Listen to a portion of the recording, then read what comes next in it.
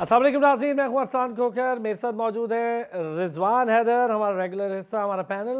थोड़े से रिजवान में थके थके से हैं क्योंकि लगता है इंडिया ने कुछ ज़्यादा स्कोर कर दिया है। 360 पर 2 खिलाड़ी आउट हुए। इंडिया के 47.1 ओवर का खेल हुआ है। बड़ा कुछ आज हुआ है पाकिस्तान क्रिकेट बोर्ड में, अभी भी हो रहा है। बाबर आजम की मीटिंग चल रही है, चेयरमैन से अभी वो आएंगे, प्रेस कॉन्फ्रेंस करेंगे, पता चल जाएगा क्या मामलात हैं।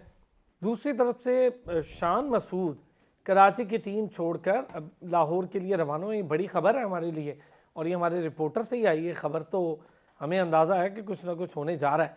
और हमारे साथ रिजवान हैदर साहब के साथ साथ बहुत मोहतरम, मेरे लिए उस्तादों की तरह, बहुत बड़ा नाम पाकिस्तान स्पोर्ट्स मीडिया इंडस्ट्री का, नसीम राजपूत भाई, सीनियर स्पोर्ट्स जर्नलिस्ट, हमारे लिए सीनियर एंकर। बल्कि मैं कहूँ, मैंने एंकरिंग में बहुत ज़्यादा चीज़ें नसीम भाई की सीख कर कॉपी भी की हैं।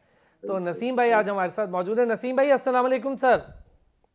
वालेकुम सलाम अरसलान भाई, कैसे हैं? ठीक हैं आप?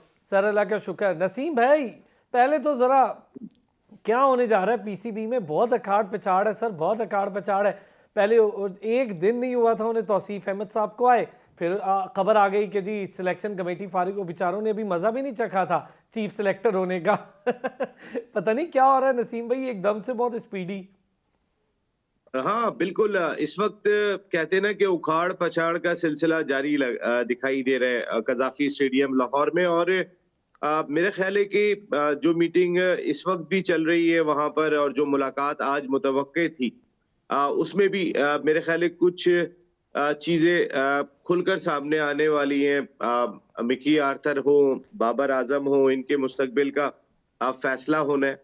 और वैसे अगर सच्चाई से देखें तो जितने भी आप बड़े स्टेक होल्डर्स, या मैं स्टेक होल्डर्स अगर ना भी कहूं, देखें वो स्टेक होल्डर्स तो रहेंगे। आपके जितने भी फॉर्मर क्रिकेटर्स हैं, पाकिस्तान क्रिकेट की खिदमत कर चुके हैं, और उनकी बात, उनकी राय का एक वजन है। हम्म। आपने ये देखना होता है कि कितने लोग क्या बात कर रहे हैं, वहां आपको अंदाजा हो जाता है। देखिए, सबकी पसंद नापसंद भी होती है, सबकी अपनी लॉबी का सिलसिला भी होता है। लेकिन आपको ये देखना होता है कि अक्सरियत क्या राय दे रही है, अक्सरियत का झुकाव किस जानिब दिखाई देता है। रिजवान भाई, सीन ये है कि इंडिया इस वक्त 363, 2 खिलाड़ियों का नुकसान, और दो में से भी पहले तो शुभमन रिटायर्ड हर्ट हुए, विराट कोहली आज 50वीं सेंचुरी कर गए। तो लग रहा है आपको कहीं से सेमीफाइनल हो रहा है? मतलब ऐसे लग रहा है आपको बायलैटरल सीरीज चल रही। अच्छा, एक बड़ी बात आपको बताऊं, बरतानवी अखबार का वो दावा, फिर उसके बाद न्यूजीलैंड के अपने मामला, कि जी पिच जो है वो पुरानी है, नई नहीं है। 2 मैचेस ऑलरेडी हुए हुए थे इस पिच पर, साउथ अफ्रीका और इंग्लैंड का, श्रीलंका और इंडिया का। तो ये उस पिच नंबर 6 पर ही आज का मैच, वो पैचेस भी इस पर सुबह हमने देखे। तो यहाँ से मामला शुरू हुआ सुबह। बरतानवी अखबार ने तो दावा किया। बड़ी अजीब बात है। मैं ज़रा पहले आपसे, फिर नसीम भाई से भी इस पर बात करूँगा। देखिए, पहले अब आप। ये तो खैर उनका अपना डिसीजन है, लेकिन जहाँ तक इंडिया की परफॉर्मेंस का ताल्लुक है उसमें तो कोई शक वाली बात नहीं। दूसरा, I don't know why but I had a feeling कि India is going to win the toss. ये जितने रन बन गए हैं और बीइंग अ सेमीफाइनल, ये चेज़ इंडिया के बस की बात तो न्यूजीलैंड के बस की बात नज़र नहीं आ रही। ऑल्दो कि उन्होंने 380 वाला चेज़ किया वह ऑस्ट्रेलिया के खिलाफ, unsuccessful but very very close. इधर इनको एक ब्रिलियंट किस्म की 2 बंदों की नॉक्स चाहिए जो 150 स्कोर करें, और वो रनर बॉल से बहुत तेज़ खेलें। 120 बॉल में 180 वाली 2 इनिंग्स आए सर मुझे तो तो कुछ लगता चांस है है। बहुत मुश्किल हो जाता है इतने प्लस बड़े मैच में। जो ऑस्ट्रेलिया की बॉलिंग में वीकनेसेस थी, स्पिनर्स नहीं थे उनके पास अच्छे, एक जैम्पा के ऊपर चल रहे थे, इनके पास 2 अच्छे क्वालिटी स्पिनर्स हैं, 3 गुड फास्ट बॉलर्स हैं। So I don't see them winning. Naseem भाई आ गए लाइन पे? जी आ गए। I just want to ask him, Naseem भाई, बिफोर आप वो सवाल करें, मेरा एक ये था कि इस वक्त जो डिबेट हो रही है बाबर को ख़त्म करने की, मैं इस वक्त बाबर की कप्तानी के सख्त खिलाफ हूँ, और ये मैं पहले भी कह चुका हूँ। लेकिन मुझे ऑस्ट्रेलिया में 3-0 टेस्ट सीरीज़ का रिजल्ट नज़र आ रहा है। सिंस बाबर ने आपको होम पे भी ऑस्ट्रेलिया से हरवाया, इंग्लैंड से भी हरवाया, न्यूजीलैंड टेस्ट मैचों की बात हो रही, न्यूजीलैंड के खिलाफ सीरीज ड्रॉ की, तो बाबर को ये क्यों मौका देने दिया जा रहा है कि तू इस सीरीज से निकल जाओ और कोई और जाए, वो 3-0 हारे और फिर कहेंगे देखो जी बाबर होता तो पता नहीं क्या कप्तानी कर लेता, बड़ा एक्सपीरियंस कप्तान था, नए कप्तान को क्यों एक्सपोज करें? तो मैं तो कहता हूँ बाबर से भिजवाएं, 3-0 हारें, उसके बाद आप लॉन्ग टर्म प्लानिंग करें। ये तो कोई टाइम नहीं है ऑस्ट्रेलिया की सीरीज में आप लॉन्ग टर्म प्लान लेके आ जाए और वो फेल हो जाए पहली सीरीज में।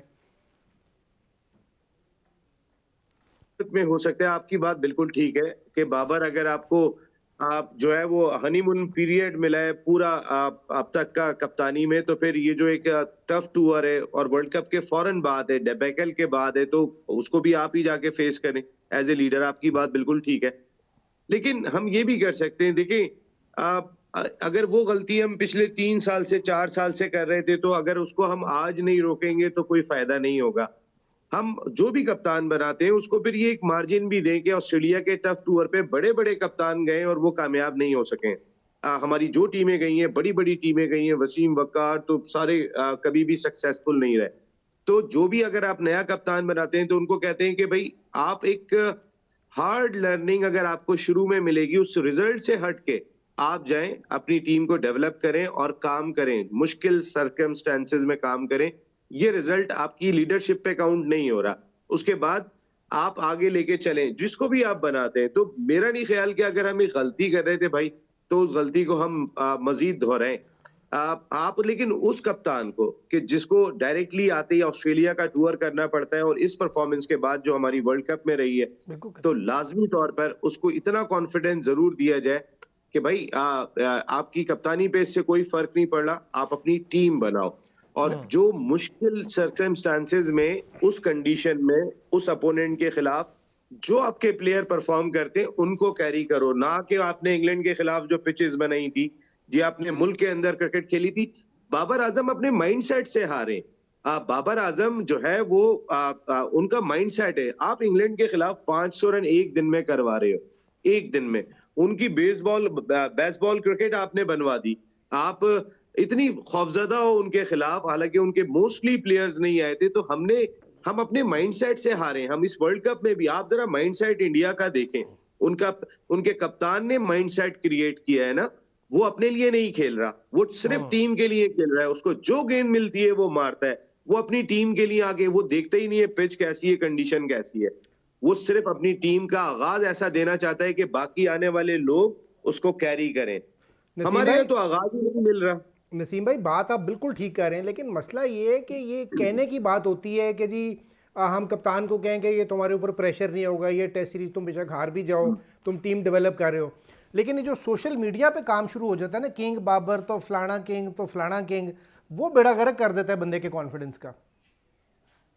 देखिए अब सोशल मीडिया एक बड़ा टूल जरूर है, इसमें कोई शुबा नहीं है, लेकिन आपको अपने फैसले तो लेने होंगे। हमारा अनफॉर्चुनेट इससे बड़ा पता है क्या है, हमारा इससे बड़ा अनफॉर्चुनेट ये है कि हमारी मैनेजमेंट कमेटी के चेयरमैन को ये नहीं पता कि जब ये ऑस्ट्रेलिया का टूर खत्म होगा उस वक्त तक वह होंगे या नहीं होंगे, और वो डिसीजन लेके चले जाते हैं और पता चलता है जी 3-0 हार गए। तो अगर वो नहीं होते हैं, उनकी जगह कोई और आ जाता है, तो क्या वो तो उनके सामने तो ऑस्ट्रेलिया का रिजल्ट होगा, वो तो भूल गए होंगे पीछे वर्ल्ड कप के। हम तो रात गई वाली बात है। एक चीज इसमें जरा एडअप करूं, जो नोटिफिकेशन हमने सबने देखा है, उस नोटिफिकेशन की टेक्निकलिटीज के मुताबिक ये जो बैठी हुई मैनेजमेंट कमेटी है, ये रिमूवल नहीं कर सकती, ना कोई अप्रूवल।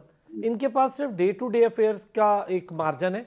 ये बाबर आजम को सिर्फ, आज मेरे जहाँ तक इत्तलात है, बाबर आजम को ये कहना था कि जी हमको चाह रहे हैं कि हम आपको रिप्लेस करके तो शाहीन को कैप्टन ले आए वाइट बॉल में। तो बाबर ऑब्वियसली आज घर से मशवरा करके गया, गुज़िश्ता रोज़ भी 2-3 उसके बड़ी अहम मुशावरतें हुई हैं अपने हवाले से। तो वो कहता कि भाई ठीक है, रेड बॉल की कप्तानी भी किसी को दे दो। दूसरी तरफ नसीम भाई, ऐसे तो लातादाद मोमेंट्स आपने कवर किए हैं, बल्कि मेरा ख्याल है ऐसे बड़ी बड़ी खबरें आपके पास से ही हमारे पास भी आई। तो ये बताएं, ये जो शान मसूद की खबर आ रही है कि वो कराची की टीम को छोड़कर तो लाहौर फौरी इमीडिएटली जा रहे हैं, तो मुझे लग रहा है कि कोई हलचल है। ऐसा बस सिर्फ एक वो लगने लगता है ना, कोई चीज़ें, कोई हमारी अपनी ज़रा वो सिक्स सेंस भी काम कर रही होती है, मुझे लगता है कोई हलचल तो है। देखिए, शान मसूद उन कंटेंडर्स में से हैं जो कप्तानी के लिए गए अभी रिसेंटली। तो उनका जाना जो है वो एक सरप्राइजिंग तो नहीं कह सकते हैं, लेकिन अगर बुलाया गया तो कोई वजह होगी। अगर उनको मदऊ किया गया, वो अपनी टीम के साथ हैं, उनकी टीम सेमीफाइनल है उनका पेशावर से नेशनल वनडे कप का, और वो फिर भी गए, तो फिर आप समझे कि कोई ना कोई चीज तो है जिसकी वजह से उन्हें मदऊ किया गया। और उसी दिन मदऊ किया गया है कि जिस दिन अहम इजलास हो रहे हैं जिस दिन आपके कप्तान को भी मदऊ किया गया है, जो जी। वर्ल्ड कप से आ रहे हैं, आपके कोच भी वहां पर मौजूद हैं। तो इसका मकसद है कि आपका जो क्रिकेट का थिंक टैंक है, देखिए ये जो डे टू डे अफेयर्स की आपने बात की है, वो बहुत सारे माली मामलात से भी रिलेट करते हैं। जो क्रिकेट बोर्ड के फाइनेंशियल मामलात हैं, मोस्टली उनका जो अतलाक है डे टू डे अफेयर्स का, वो फाइनेंशियल के आप तकर्रुरी वो नहीं कर सकते हैं कि जो तकर्रुरी आप समझते हैं कि जैसे किसी को जॉब दे रहे हैं, आप एक तवील ठीक अरसे की जॉब नहीं दे अपॉइंटमेंट सकते, नहीं हो ये डे सकती। टू डे अफेयर्स है। लेकिन उनकी अपनी एक कमेटी है, मिसबाउल हक है, हफीज हैं, यूनुस खान को कल वो मिले, कई और क्रिकेटर्स के साथ उनकी मुलाकात हो रही है। और मेरा ख्याल है कि ये क्रिकेट के बड़े स्टेक होल्डर्स हैं। ज़का अशरफ खुद अकेले फैसला नहीं कर रहे, ज़का अशरफ की मैनेजमेंट कमेटी भी वहां पे मौजूद है। अच्छा, मैनेजमेंट कमेटी की बात करें तो उस मैनेजमेंट कमेटी में भी बहुत सारे तजाद मौजूद हैं, तो वो बहुत ज्यादा इजलास भी उसके मदऊ नहीं कर पाते। लेकिन जो मेन चीज है वो ये है कि उन्होंने क्रिकेटर्स को जमा किया है, और ये डिसीजन मेरे ख्याल है कि शायद ले सकते हैं। मेरी इतलात ये भी थी कि वजीर आजम पाकिस्तान अनवर काकड़ साहब चूंकि जिस वक्त मुल्क में नहीं थे, उस वक्त शायद वो वापस आएंगे, तो उसके बाद जो है वो ये मामलात, और जो देखें अभी बहुत सारे फैसले करने हैं, पाकिस्तान बिल्कुल सुपर ठीक। लीग के फैसले अच्छा करने नसीम हैं, भाई, ये मीडिया राइट्स इंपॉर्टेंट के बात है। मैं फैसले। एक ब्रेक, नसीम भाई सिर्फ एक ब्रेक, छोटी सी बस ब्रेक लेते हैं, वापस आते हैं, ये बात यहीं से कंटिन्यू करते हैं। बिल्कुल ठीक इत्तलात हैं नसीम भाई की, कुछ हमें भी ऐसा ही लग रहा था। वापस आते हैं ब्रेक से, इस पर जरा डिटेल बात करेंगे। एक बार फिर आपको खुश आमदीद कहेंगे। टकराव जीत का में रिजवान हैदर और नसीम राजपूत साहब हमारे साथ मौजूद हैं। नसीम भाई, आप बड़ी इंपॉर्टेंट बात कर रहे थे, और ये जो चीज़ें हैं नसीम भाई, जो आप हमें बिल्कुल ठीक आपने कहा कि डे टू डे अफेयर्स वाली बात चलें, फाइनेंशियल हम ले लेते हैं, कैप्टनसी वाली बात अगर नसीम भाई देखी जाए, क्या ये मामला वर्ल्ड कप के बीच में होना ज़रूरी था? थोड़ा सा अगर हम वेट करते, वर्ल्ड कप से आते और फिर उस पर ये बात होती ज़रा डिसेंसी के साथ, हमने ये काम आधे ही वर्ल्ड कप में शुरू कर दिए थे।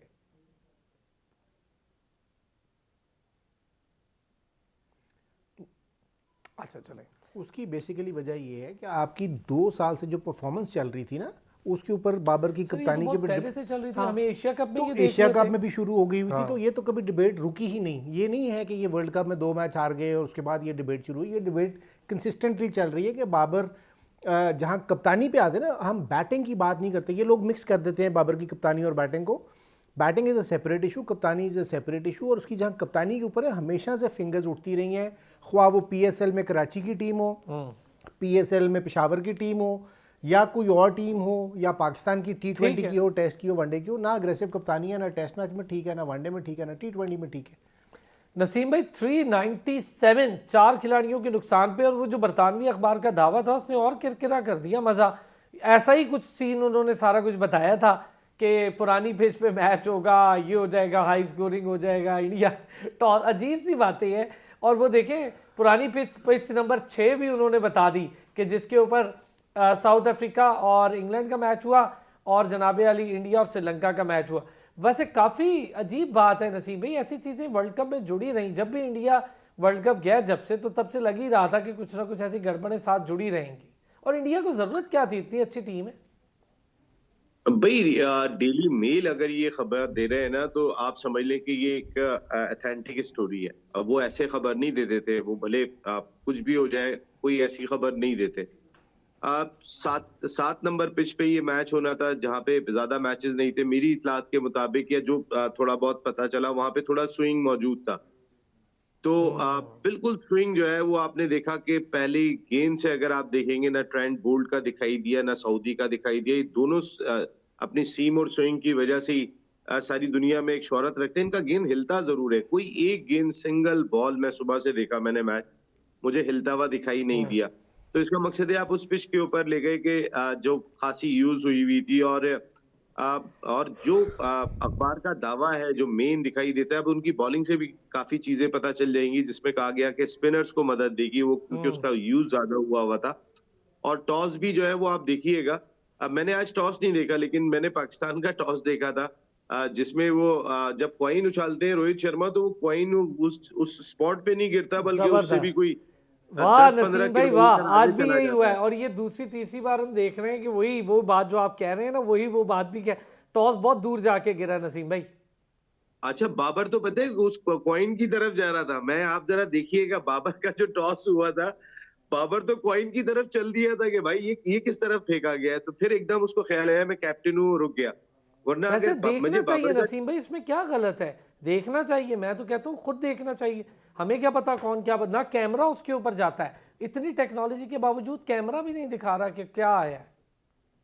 देखिए आप ना इस खेल को पे पहले ही बहुत दाग लगे हुए हैं और इसको और दागदार बनाने की कोशिश है, इसको और फेयर करें। देखिए अगर आप फेयर नहीं करेंगे, एटलीस्ट फेवर समझ में आ रहा है भाई, इंडिया पैसा ला रहा है, इंडिया को कुछ फेवर, इतना बड़ा फेवर थोड़ी हो सकता है कि पिच बनाना आईसीसी का काम है, वो अपनी मर्जी से बोले चलो इधर साइड में बैठो, इस पिच पे मैच होगा, और वो उस पिच पे ही मैच हो रहा है। वर्ल्ड कप का सेमीफाइनल आईसीसी का इवेंट है, बीसीसीआई का इवेंट नहीं है, ये आईपीएल नहीं हो रहा।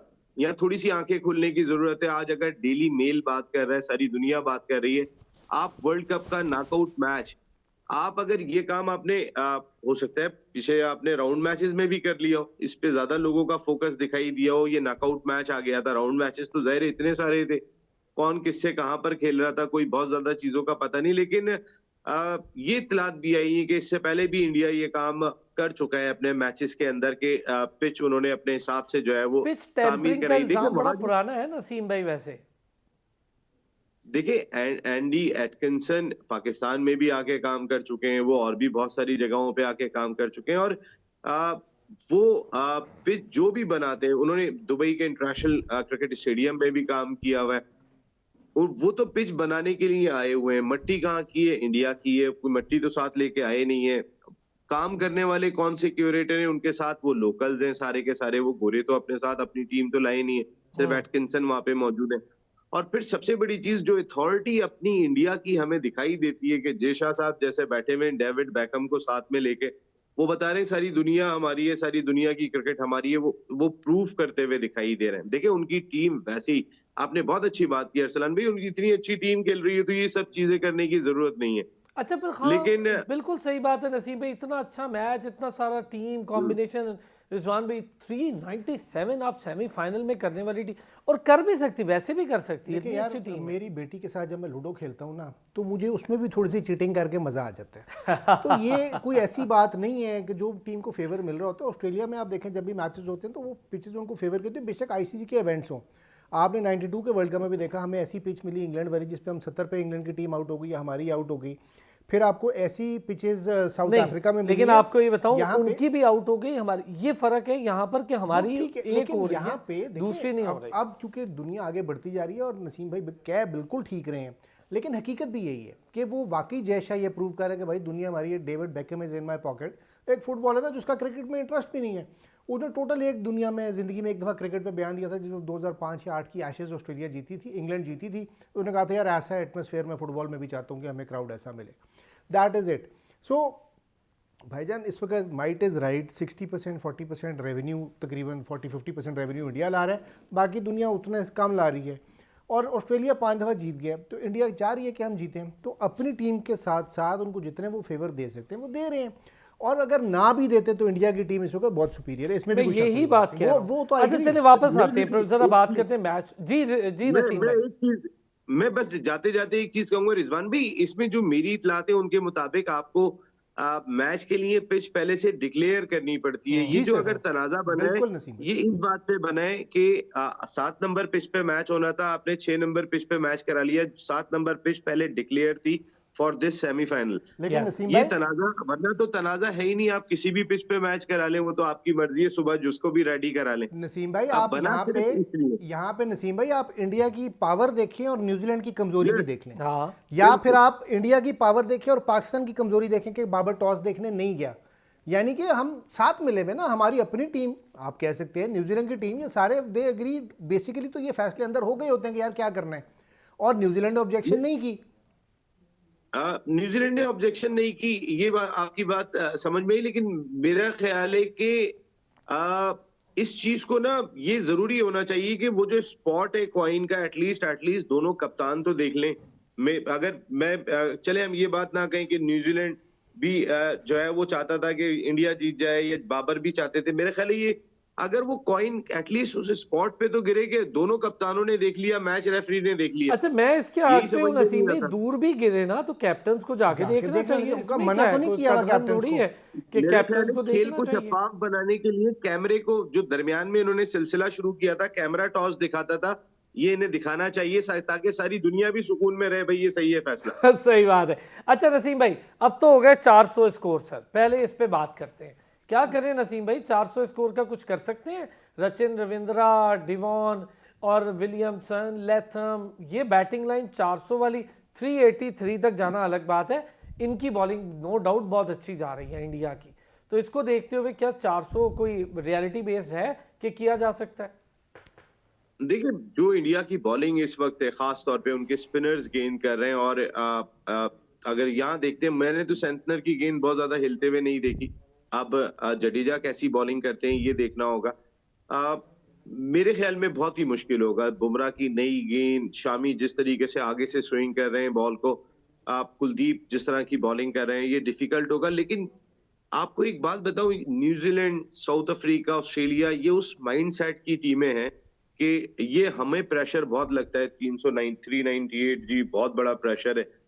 ये जब मैदान में उतरते हैं ना, या तो ये 150 पे आउट हो जाएंगे, या फिर आपको ये 390 के करीब जाते हुए नजर आएंगे। सही बात ये है। वो अप्रोच वाले कोशिश जरूर प्लेयर्स हैं। करेंगे। कोशिश है। रिजवान भाई क्या ख्याल है आपका? सर मेरा भी ये यही ख्याल है इनके कि देखिए, मुझे तो पाकिस्तान इंडिया के मैच में ना, जो एशिया कप में हमारे थे, एतराज़ ये था कि जब इंडिया ने 355 किए ना, तो हमें 128 पे कोई प्रॉब्लम नहीं थी मुझे। लेकिन वो 128 12 14 या 15 ओवर्स में होना चाहिए था, ताकि हम कह तो सकते और अपना कॉन्फिडेंस ठीक रखते कि भाई वी ट्राइड। बट 32 ओवर में करना तो जुल्म की इंतहा थी, और उससे ही हमारा वो डाउनफॉल शुरू हो गया। यहाँ पे मैं समझता हूँ कि New Zealand will make an effort, और अगर उनके 2 बैट्समैन चल गए तो they will take the game very very closely. Otherwise अगर वो 150 पे आउट हो ना, तो वो 15 18 20 ओवरों में आउट होंगे तेज खेल के। हाँ। लेकिन यार लेकिन एक चीज वाकई में देखनी है कि अभी इनकी बॉलिंग, हमारा प्रोग्राम मेरे ख्याल से शायद शुरू हो गई होगी, हमारा प्रोग्राम चल रहा है, तो इस दौरान में उनकी बॉल स्विंग कितनी करती है वो। ये हमने देखा, ट्रेंट बोल्ट और साउदी की गेंद तो बिल्कुल स्विंग नहीं कर सकती नसीम है। भाई, इसका एक मिनट interesting. नसीम It भाई, will be ये very ये जो आपने पॉइंट लिया है ना, ये हमारे बड़े अच्छे दोस्त हसन रजा फिर हम हसन भाई को कहेंगे। लेकिन अगर आज स्विंग होगी हाँ, तो बड़ा इंटरेस्टिंग हो जाएगा। और वाकई फिर तो मैं हसन भाई को खुद कहूंगा, यार हसन भाई एक बार फिर ये बयान दे। लेकिन नसीम भाई, वाकई हाँ जी, किसी की बॉल स्विंग नहीं हो रही, उनकी हो रही है। वो तो हसन भाई ने कह दिया। नहीं, जनरली भी मैचेस में देखें तो इंडियंस की स्विंग हो रही है उन्हीं पिचों पे जहां पे साउथ अफ्रीकन ऑस्ट्रेलियंस की नहीं हो रही थी। हाँ, आपस के मैचों में यही देखें बात ना। कह रहा हूँ जी नसीम भाई।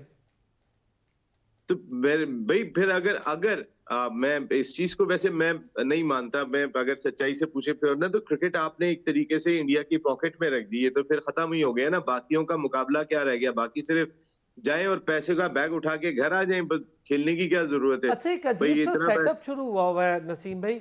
एक तो ये हुआ है कि जो टीम मतलब बगैर हारे जा रही होती है तो वो भी वर्ल्ड कप नहीं जीतती, और दूसरा ये होता है कि हम ये देख रहे थे कि जिस टीम ने सब पे प्रेशर डाला होता है, अक्सर वो सेमीफाइनल या फाइनल में जाके वैसे ही बस्ट हो जाती है। हमने साउथ अफ्रीका को ऐसे करते देखा, न्यूजीलैंड को ऐसे करते देखा।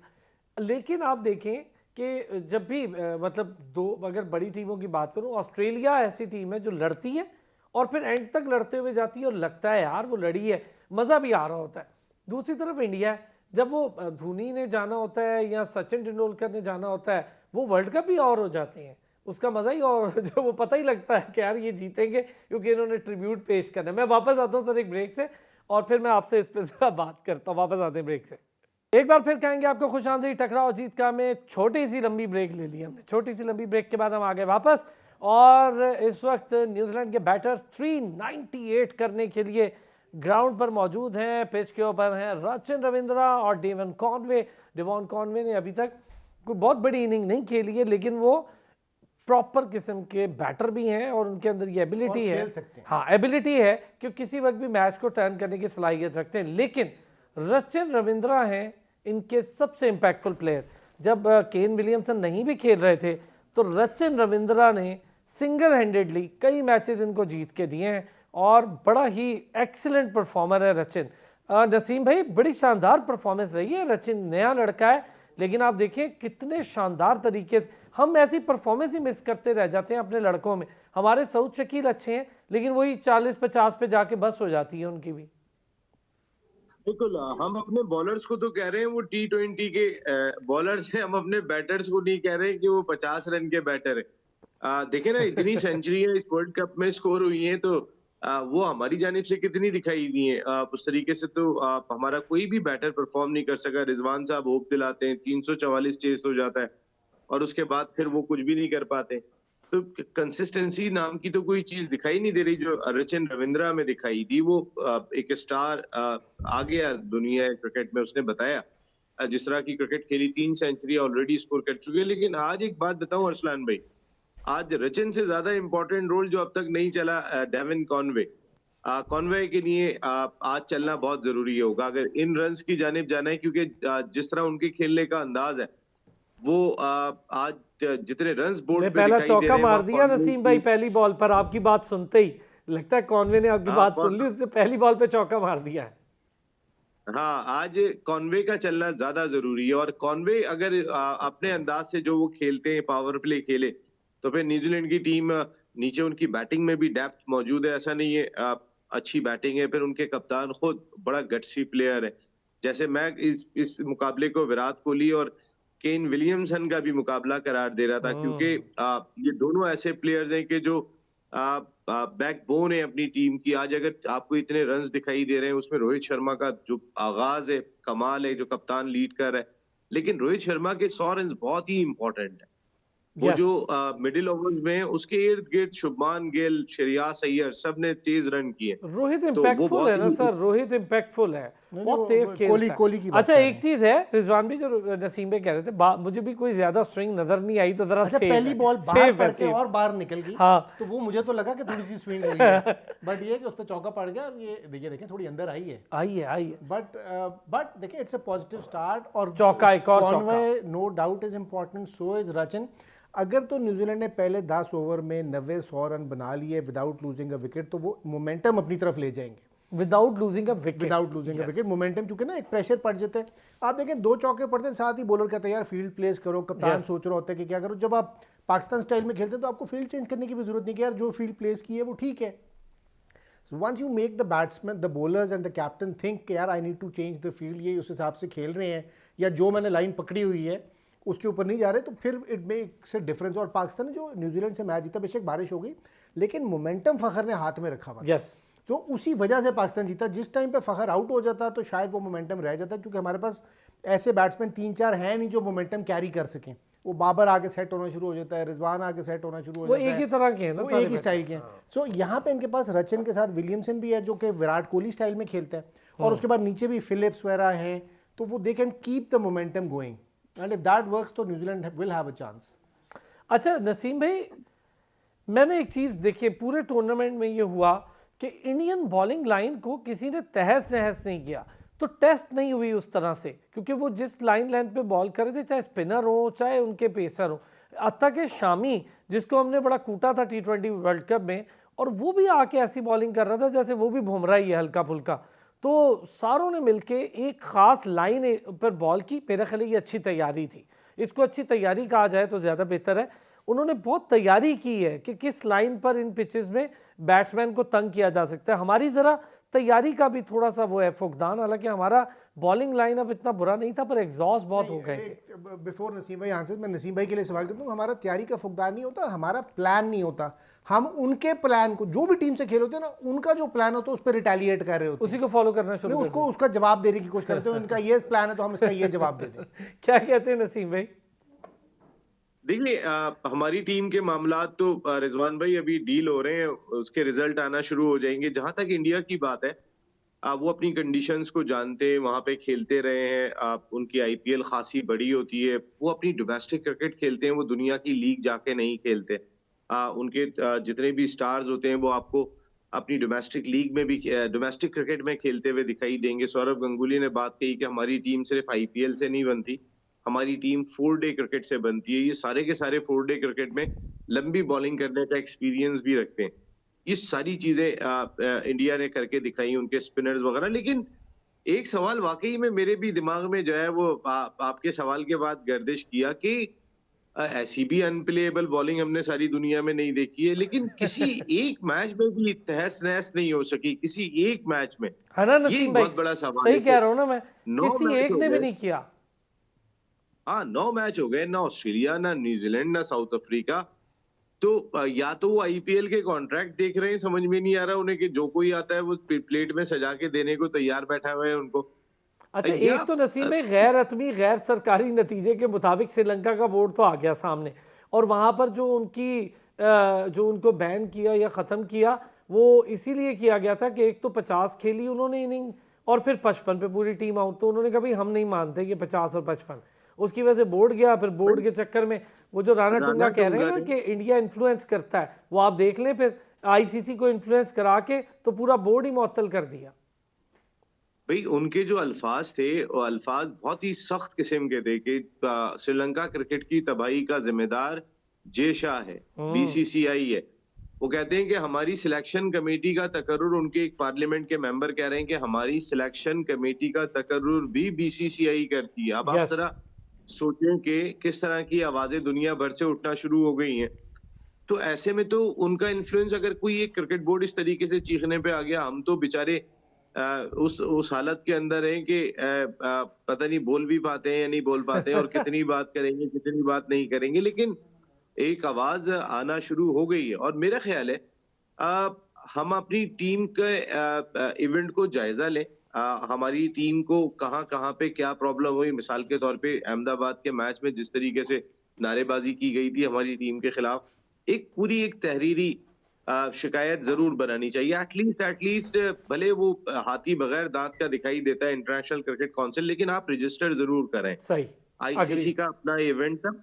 ये तमाम चीजें जो है ना वो अगर श्रीलंकन क्रिकेट बोर्ड इतना खुल के आ सकता है तो आप कम से तो कम हमें कुछ भी कागजात तो भिजवा सकते बिल्कुल हैं। ठीक है। Thank you so much Naseem भाई। Naseem Rajput, senior sports anchor journalist, हमारे साथ मौजूद थे, बहुत शुक्रिया। रिजवान अजहर भाई, आपका भी शुक्रिया।